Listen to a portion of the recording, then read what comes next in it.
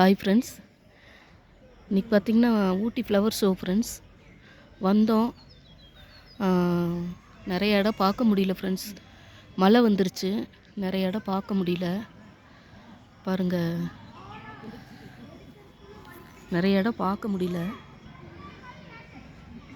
அப்படி கிளம்பி Sims park வந்துட்டோம் ஃப்ரெண்ட்ஸ்.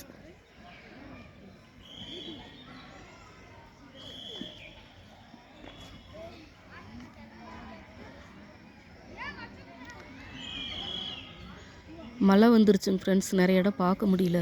அதனால் ரிட்டன் ஆகிறோம். வெளியில் வர்றோம், என்ட்ரன்ஸ் வந்துட்டோம்.